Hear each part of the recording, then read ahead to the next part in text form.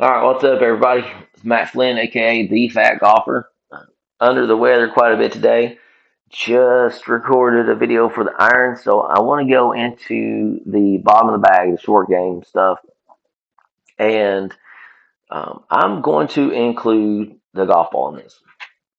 So, I mean, that's pretty much we'll wind this what's in the bag up, and just kind of tie it all together. Forgive me as I have to drink some water. So, yeah, I've been a little under the weather here. I think I got some food poisoning, but I'm able to sit in this chair, able to discuss golf stuff, and then here in just a little bit go back to bed. So let's talk. So we talked about in the irons video, my pitching wedge is 47 degrees, and I've typically always played a three wedge setup, usually 52, 56, 60. Because again, the ability to control distances and flight different stuff with the wedge set.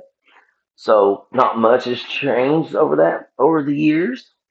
Actually, one of my favorite clubs in high school, so 24 years ago, was a 52-degree wedge that was bought from Kmart that I absolutely loved, and I actually developed a wonderful method of wedge shots from that 110 and down. Then that I still use today. So future video coming up on that. So I went with the 52 degree is a uh, TaylorMade mill grind 3. This one is just standard bounce, so 9 degrees of bounce. And looking at a little bit of a shaft change from the irons. So this is the True Temper Dynamic Gold S400.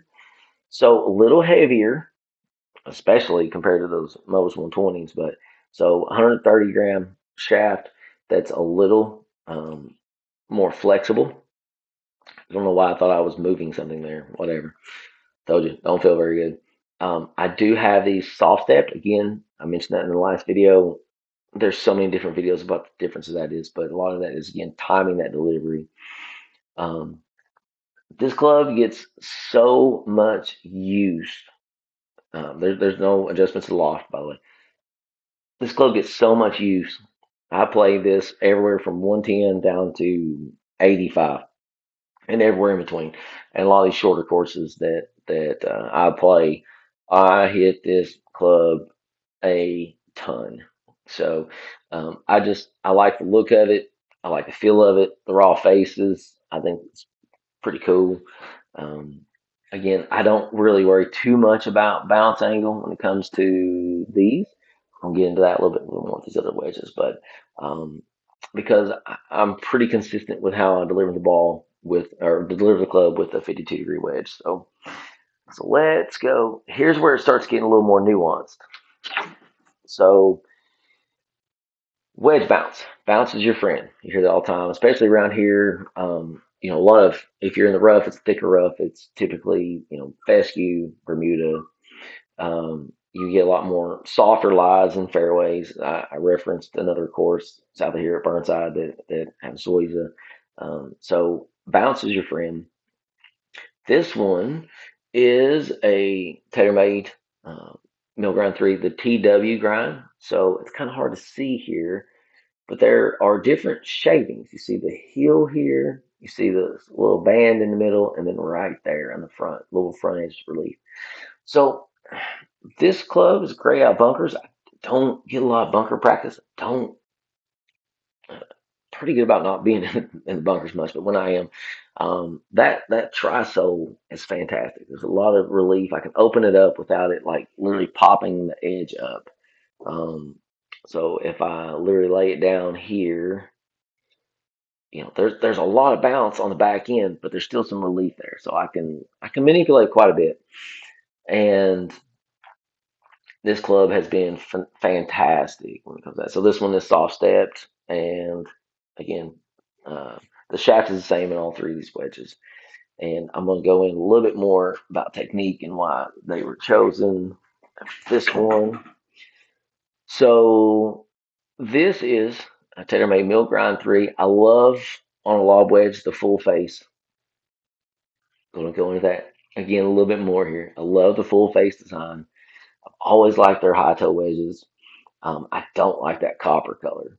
So I actually ordered this custom from TaylorMade. It's the only time you can get this black color, and I love the black color. I love the way it looks. I love the way it has been wearing out. Love it. Now I said earlier 52, 56, 60, right? This one is 58.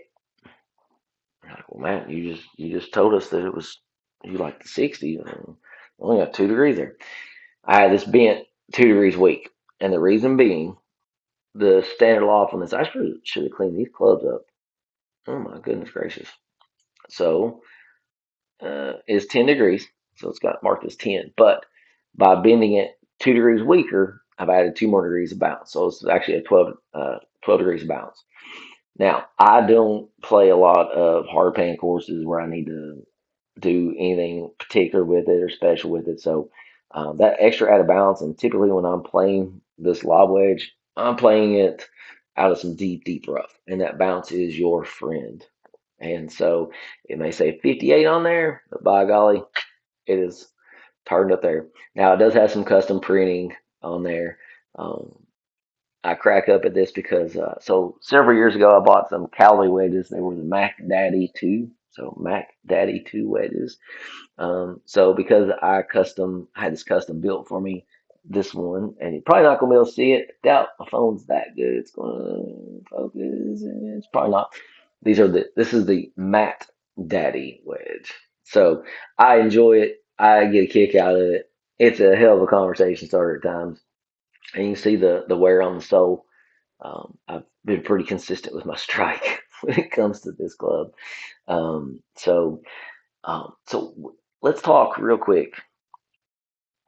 I Probably my strongest aspect of my game is the chipping, the pitching, and the putting.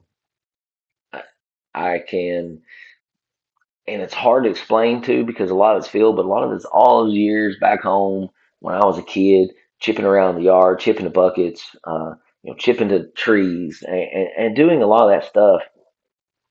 I like to try different things. There's certain techniques. Again, I'll go through this in future videos, but these 3 clubs that I've just went through have been absolutely phenomenal. I don't worry about like launch monitor stuff as far as spin rates. I can see how they spin. I can see how they react on the greens when they hit. I know that I can trust the interaction in the turf, depending on how the bounce is, interaction in the bunker, depending on how the sand is, because of the way that I've had these built. So it's super, super important. I mean, you may not know, and if you can get fit for the wedges, that's awesome. I mean, a lot of it has to do again changing course conditions. This one may have we'll call it a little brother purchased with a lower bounce in case I get to play some other places next year, maybe a little firmer, and I need that. But even when they're firm, I can typically cut some of that bounce off by the way that I deliver the club, or just through technique. So this has been a pretty amazing wedge, to say the least, at least for my technique. So um, it's very, very important that you think through when it comes to that where you play, how you play, what shots are you good at, what shots you want that club to hit. If you are more of a, just I just want to chip run, get it on the green, who cares? Well, then you may not need that much bounce, but it's always good to have it there. So buying low bounce wedges, if your technique is not flawless, and my technique is pretty good, I don't carry a low bounce wedge. There's no need in it. If I can have that extra help, why not? So the very last, well, no, I said to go and golf on this one. Actually, not going to go and golf on this one because we're running a little short on time and I'm absolutely tired. I need to go to bed. But I played the Scotty Cameron Blade for the last few years. Loved it. Had the slant neck on it, so it was a Newport 2.5. Loved it. But started seeing myself miss shorter putts. And when I hit it, it feel good. I feel confident. I look up and there I am missing it. A lot of that was how I was seeing the line in relation to ball to hole. a lot of that, and unfortunately, I'm not going to an optometrist. I'm not verified, so this isn't verified. But my autoimmune disorder does affect my eyesight, and I've had several bouts of swelling in my eyes, and I believe that it's starting to kind of mess with that quite a bit. So, not to mention the astigmatism and this, that, and the other. So, I needed to make a change. I tried out an Odyssey putter, the Versa line that gave me a little bit more of a relation to that, and I started making more putts. And I was like, okay, I get that. I enjoy that. Um, the insert was a little soft for me because again, coming from a milled putter to that, it was way different. So I was having issues with lag putting. So I went ahead and got this TaylorMade Spider X. It's the Hyder Blast Rory McIlroy putter, so to speak. It's at 34 inches of length. I like to be able to let my hands lay down a little bit, but not all the way down because again, my back, I can't stoop down too much. But that little white line, or the white contrasted with the black line and the silver, still allows me to line up a lot better. I find myself, I'll initially set it behind the ball. I look and realize, hey, I'm way off, and then able to kind of adjust quickly and then hit. Like I don't sit there forever in a day. I can't use a line on the ball. I've never been that way. Again, we'll go through putting techniques in the future video. But I also love the slant neck. The main reason being, again, growing up playing a lot of blade putters. Um, I've only just maybe in the last 7, 8 years I never played a mallet putter. So my putting stroke has a little bit more of a swing, a little more of an open to shut. Not that drastic. I'm just doing that to show. And so by getting the slant neck, it just kind of frees it up. I feel a lot more freedom in my putts. And my putting this year has been, my stats show pretty good. Again, if I'm missing a few greens here and there, there's a reason why. But my 10 feet in the end stats are so much better. I feel super confident over them, and I'm starting to see a lot more improvement in that. This putter is brand new almost. I've played 27, 30, 41 holes with it. That's it in the last few weeks. So, yeah, I don't know, a weird number, but there was a 14-hole round because of heat that I couldn't finish, and then 27. And this putter has been fantastic. I love the weighting of it. I love the swing of it. I'm not a big fan of these bigger grips, but this is the Pistol GTR 1.0 Super Stroke. They've upped their game quite a bit over the years. Super Stroke had, like, this feels very, very premium. So I do like the feel of it. I like how my hands kind of sit in the putter a little bit more. This is my putter grip, and we'll go through technique and stuff in our time. The spine that runs down, I can kind of cut my finger in there. So it's definitely been a good choice. But again, the main thing is I needed some alignment. I hated not being able to. I mean, if I've got a 5 footer and I hit it the way that I want to, and it not even come close, there's something else going on. There just is. We'll go into, again, styles of putter and just putting style itself in future videos. Um, yeah, so I'm going to wind this down. This is, again, the last part of the bag. This is probably the strongest part.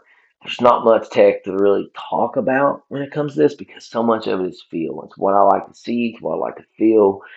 There are different shots that I've got with these clubs that it's kind of hard to explain unless I'm literally on the course doing a course vlog, which we will do eventually. Again, getting equipment that will work with that. So it's kind of hard to explain. It just absolutely is. But I know what I want. I know what I need. I know what shots I want to be able to hit, and these clubs have absolutely done that. And then again, taking the time with the putter. Because I'll play different greens. I'll play slow. I'll play fast. I'll play longer greens. I'll play grainier greens. I'll play greens that break because of where the lake is at. So I don't go into, well, I need 3.2 degrees of loft, or I need 33.75. No, I will adapt my style to whatever's going on that day, because I'll be confident in whatever launch conditions the putter gives me. So. All right, folks, this is Matt Flynn, the Fat Golfer. I just wanted to finish up this. We'll finish up the club version of what's in the bag. We'll do another video on maybe some additional stuff that goes in the bag, choosing a golf bag, and then, of course, the golf ball and golf glove. Thank you all. Have a blessed day.